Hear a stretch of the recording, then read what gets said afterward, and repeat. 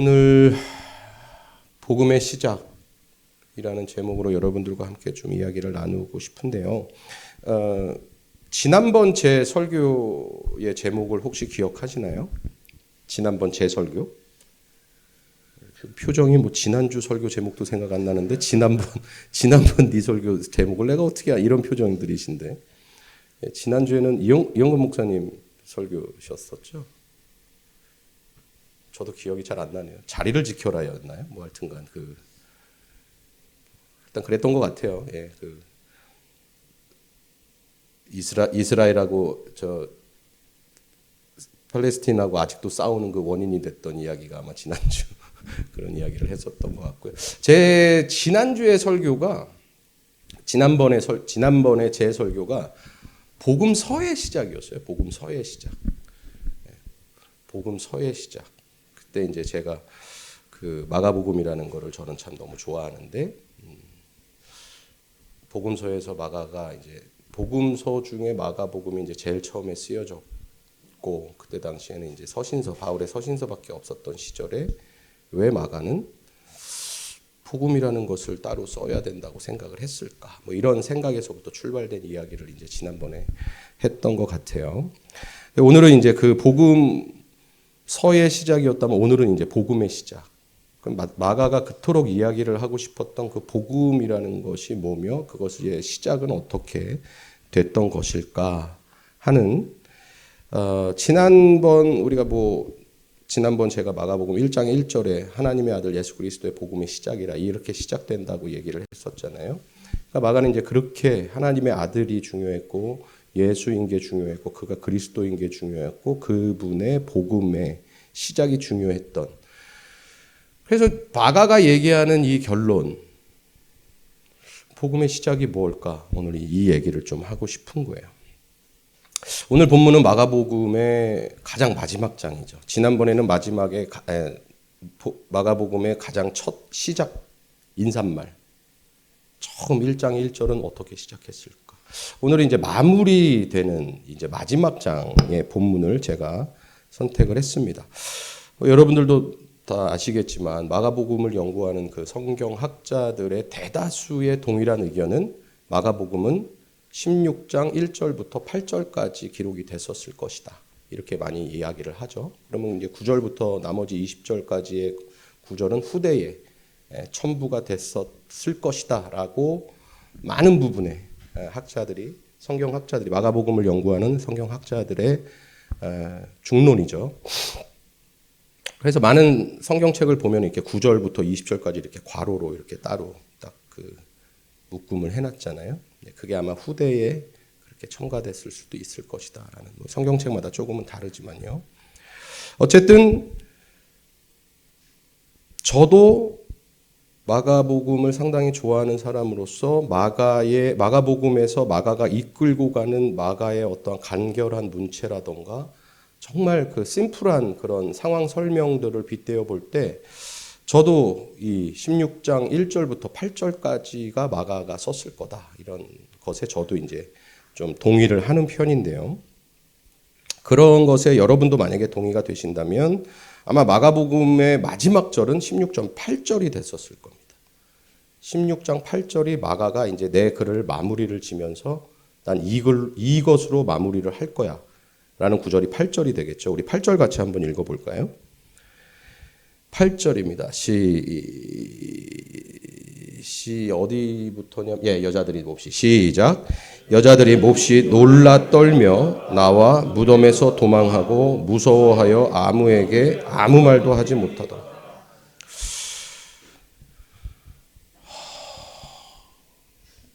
여자들이 몹시 놀랐고 떨었고 도망쳤고 무서워했고 아무에게 아무 말도 하지 못하는 상황. 저는 이제 약간 성경을 읽는 제 나름대로의 그 가장 중요한 포인트가 이제 왜라는 질문을 이제 계속 하면서 읽는데 마가는 왜 8절로 만약에 이제 1절부터 8절까지가 이제 마가가 정말 쓴 마지막 구절이었다면 뭐 좀 이렇게 대단한 말이나 뭐 이렇게 막 누가처럼 막 승천을 하시더라 뭐 어딜 가더라 막 이렇게 막 이게 아니라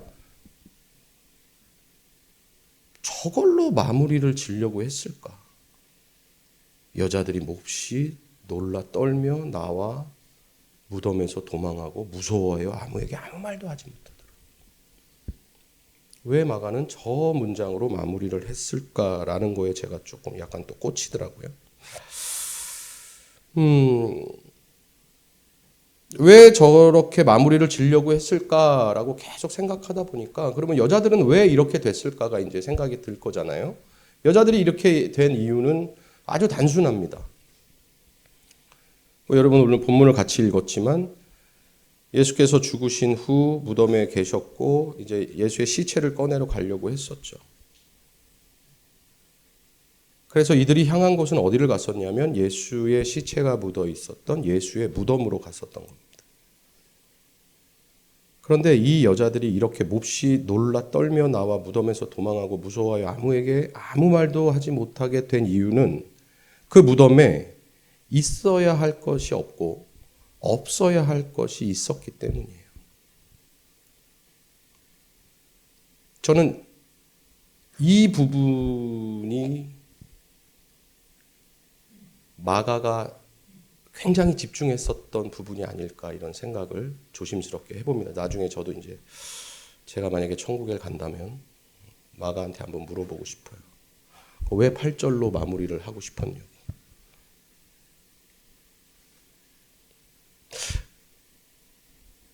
있어야 할 것이 없고 없어야 할 것이 있는 이 역설의 패러독스가 저는 마가가 가장 집중하고 싶지 않았을까 하는 생각을 좀 해보게 됩니다.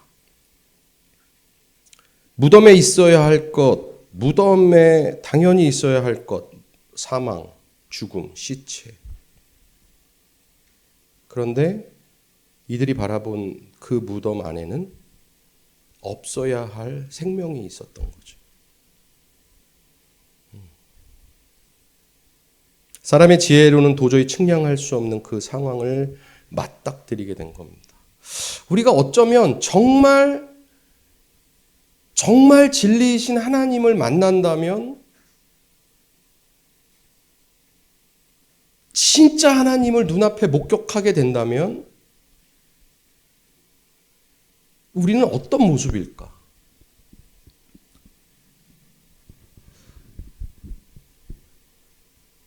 특히 복음서에서 하나님을 만난 자들의 특징 중에 하나가 전부 다 엎드리고 무서워하고 지금 여인들의 모습처럼 지난번에 제가 말씀드렸던 베드로의 부분도 그 이야기 끝에는 주님 나를 떠나달라고 내가 죄인이라고 이 베드로의 고백처럼 혈루병 여인이 옷자락을 만든 다음에 난 다음에 누가 내 옷에 했을 때 해고 이제 그때도 큰일 났다고 생각하고 엎드려 있는 이 몹시 두려워 떨며 무서워하고 있는 이 모습이 정말 참 하나님을 만난 사람들의 특징으로 많이 표현이 되어 있죠.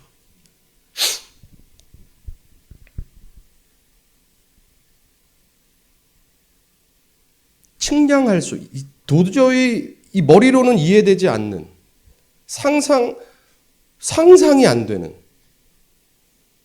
저는 이 마가복음이 특히 재밌는 것 중에 하나가 뭐냐면 저는 4절도 진짜 웃기거든요. 그러니까 이 여인들이 올라가면서 그 무덤 그 봤는데 돌이 되게 크던데 그거 누가 어떻게 굴리지? 우리 힘 없는데 저거 어떻게 굴리지? 막 이러고 갔는데 눈을 들어 보니 돌이 굴려져 있더라. 저는 이 복음서가 이 4절 맞죠? 4절이 정말 가장 복음서스러운 구절이 아닐까 싶어요. 눈을 들었더니 돌이 굴려져 있더라.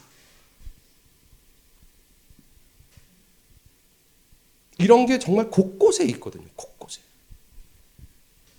눈을 들어 본즉 벌써 돌이 굴려져 있는데 그 돌이 심히 크더라. 고민이 되면서 계속 땅만 보면서 셋이 간 거죠. 저거 어떻게 하지? 예수님 어떻게 닦지? 뭐 어떻게 이제 예수가 죽었으니 우리는 어떻게 살지? 이제 모든 게 절망이고 좌절이고 예수의 나라가 올 것 같고 로마를 내쫓아 버리고 이제 우리 예수님의 나라가 올 것처럼 환호성하고 그런데 결국 그 우리의 지도자가 죽어 버렸으니. 근데 그때부터 하나씩 하나씩 눈을 들어 보니 하나씩 죽음인 줄 알았던 그 자리에, 사망인 줄 알았던 그 자리에, 절망인 줄 알았던 그 자리에 생명이 있었다는 사실. 그것을 딱 맞닥뜨리는 그 순간 이 여자들은 지금 8절처럼 그렇게 모습이 되어버린 겁니다. 그 부활의 현장을 목격한 이들의 모습으로 마가는 본인의 글을 마무리하려고 했습니다. 계속해서 말씀드리지만 본인의 복음서에서 하나님의 아들 예수 그리스도의 복음의 시작이라고 자신의 글을 시작하면서 맨 마지막 복음의 시작은 어쩌면 마가는 무덤에서부터 시작된 죽음으로부터 새롭게 창조된 그 현장을 본 사람들의 특징으로 마무리를 하려고 했던 것이 아닐까 생각하게 되는 거죠.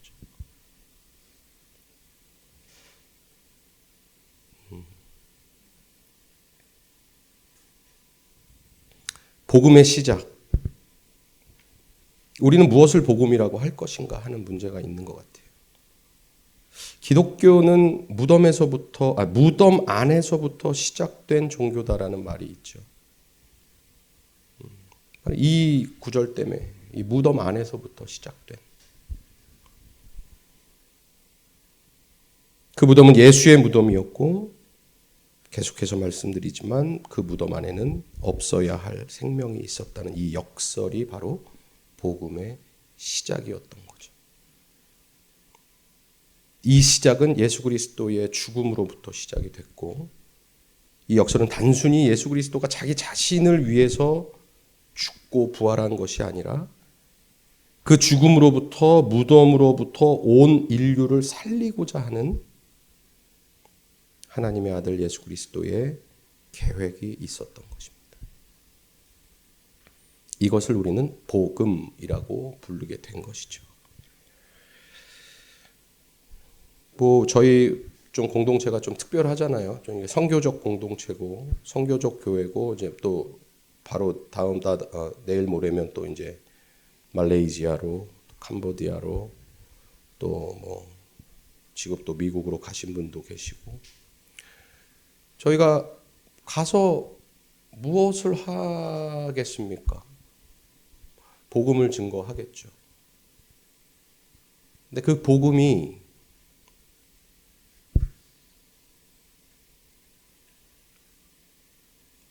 내 안에서 시작되지 않는, 내 안에서부터 시작됨을 느끼지 못하는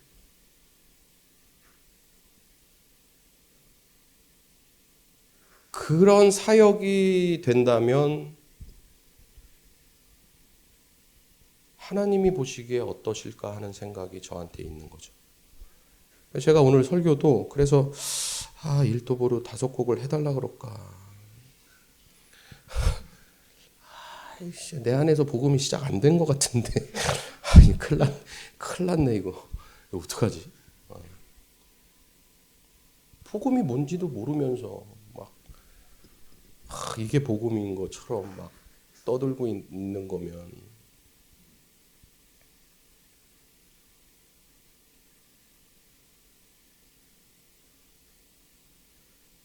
몹시 놀라 떨며, 여러분 인생에 그 몹시 놀라 떨었던 그런 기억이 있으십니까?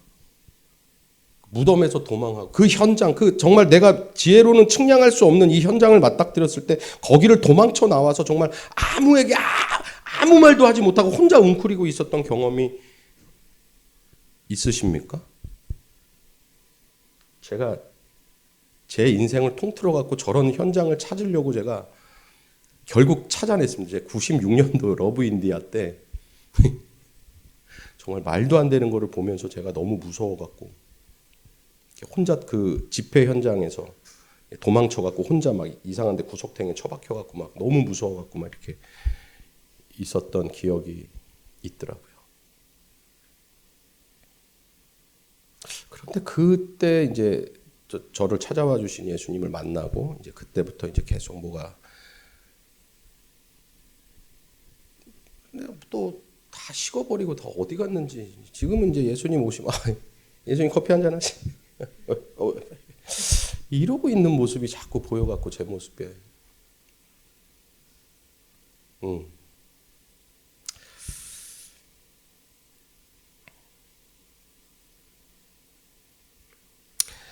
복음은 한 사람 바로 그 예수 그리스도의 자발적인 자유로 만들어졌죠.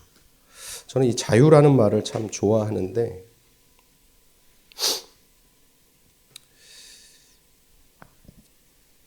죽음으로부터 자유케 되게 우리의 자유를 위해서 예수는 죽음으로 걸어가는 자유를 선택하셨다라는 뜻인 거죠. 그러니까 누군가는 죽음으로부터의 자유를 위해서, 그러니까 너의 죽음으로부터의 해방과 자유를 위해서 죄로부터의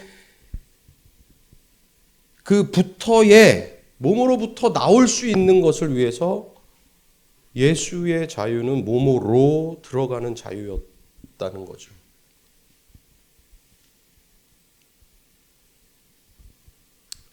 (9.11) 테러 때 여러분도 아마 그 영상 많이 보셨을 텐데 런이라는 그 유명한 영상이 있었죠.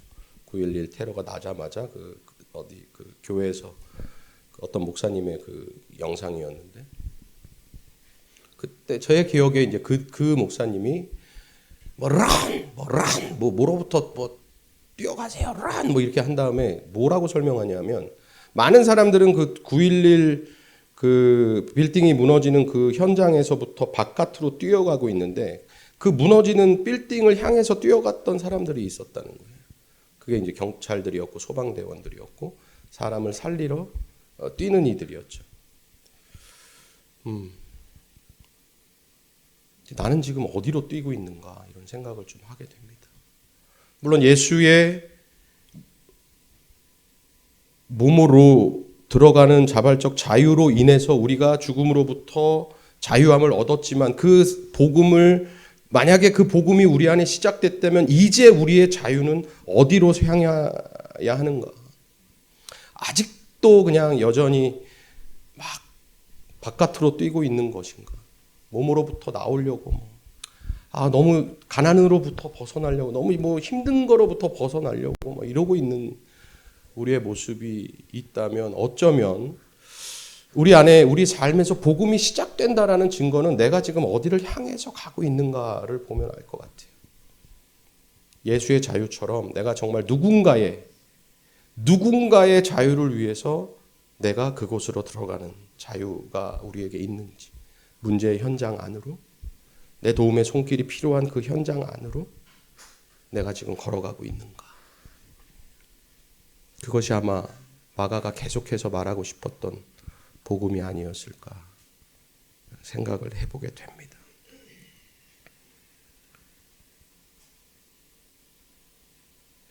저는 우리 삶의 매 순간 이런 역설의 진리가 우리를 자유케 하는 일이 진정으로 우리를 자유케 하는 일이 매 순간 일어나기를 바랍니다.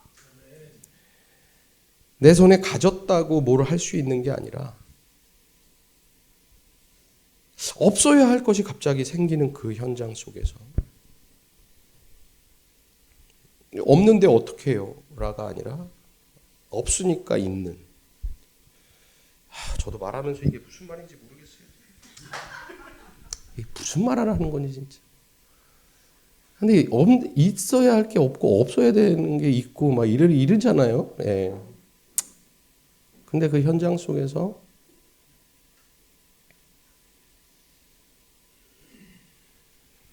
정말 측량할 수 없는 그분을 의지하면서 이 유한한 사람이 그 자리에 서 있다는 것은 정말 놀라운 은혜인 것 같아요. 정말 감히 말할 수 없는 하나님의 전적인 은혜가 아니고서는 그 자리를 버티고 서 있을 수 있을까 하는 생각까지 들 정도로 그러니까 제가 그 인도 사역 때 왜 도망갔고 지금은 이렇게 내려놓고 도망가야 돼. 어디들 나가고 막 이래야 되는데 왜 지금은 안 도망갈까? 이런 거 보면 제가 진짜 막 이렇게 철면피가 돼 있는. 전신갑주를 입어야 되는데 무슨 마음에 무슨 이상한 갑옷 같은 거를 그냥. 인도 때는 순수했던 것 같아요. 좀 순수했던 것 같아요. 제 생각에 되게 어린 순수함이 있었던 것 같아요. 지금은 순수함이 제가 하나님의 기적을 보지 못하는 이유가 있는 것 같아요. 제가 순수하지 않아요. 다 너무 많이 알아요. 다 알아.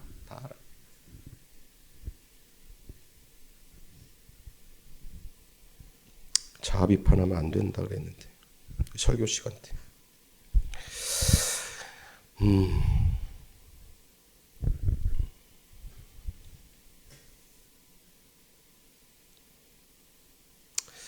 있다고 가능한 것이 아닌, 없어도 내 눈에는 보이지 않아도 끝이라고 생각할 때도 거기에 살아계신 우리 주님이 계시기에 그 복음의 시작이 매 순간 우리 삶에서 계속 시작되어지는, 날마다 다시 시작되어지는 그 일들을 경험하게 되기를 원합니다.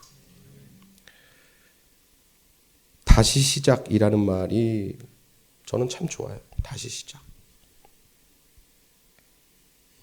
다시 시작. 언제나 다시 시작할 수 있는 그분의 은혜가 오늘도 우리를 감쌀 것입니다. 죄로부터, 죽음으로부터, 무덤으로부터, 절망으로부터 너를 건져냈으니 이제 나와 다시 시작하자고. 다시 일어나서 지금 나와 함께 가자고. 오늘도 우리에게 손 내밀어 주시는 그분 앞에 우리가 서 있는 것, 이 자리, 이것이 은혜인 것 같습니다. 복음의 시작이 예수의 무덤에서부터 시작되었듯이 우리의 시작도 우리의 죽음으로부터 시작될 것입니다. 죽음이 있어야 부활이 있는 것 당연한 거겠죠. 사망이 있어야 생명이 다시 있는 것처럼 우리도 매일매일 예수와 함께 죽어야 할 것이 어디인지, 내가 죽음으로 향해 달려갈 곳이 어디인지, 물론 쉬운 일은 아니겠죠.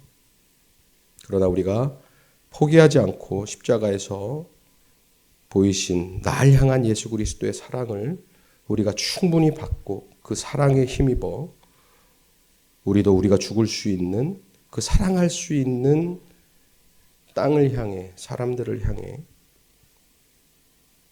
그분의 인도함을 같이 받아서 걸어가야 할 것입니다. 그 윤동주의 십자가라는 글이 갑자기 생각나는데 거기에 보면은 그 십자가에 달린 행복한 예수라는 글귀가 정확하게 모르겠어요. 갑자기 지금 생각나는 거라서. 거기에 보면은 좀 제가 이제 의아했던 단어 중에 하나인데 그게 어떻게 행복했을까 이런 생각을 제가 한 적이 한 번 있는데,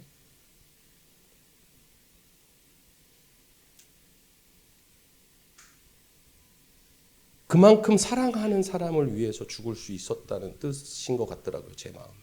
그러니까 예수는 십자가에 달릴 만큼 사랑했던 사람이 있었던 것 같아요. 내 목숨을 다 죽어도 행복할 수 있는 그 십자가에 그 달려서 죽을 수 있는 그 사랑하는 사람들이 있었다는 것 같아요. 그 십자가의 그 사랑이. 우리 삶의 복음이 다시 시작된다면 우리도 그 예수의 사랑을 받아서 우리도 다시 회복됐듯이 우리가 사랑할 수 있는 그 대상을 향해서 걸어갈 수 있게 되는 그 모습이 아마 우리의 복음이 시작되는 그 현장이 아닐까 싶습니다.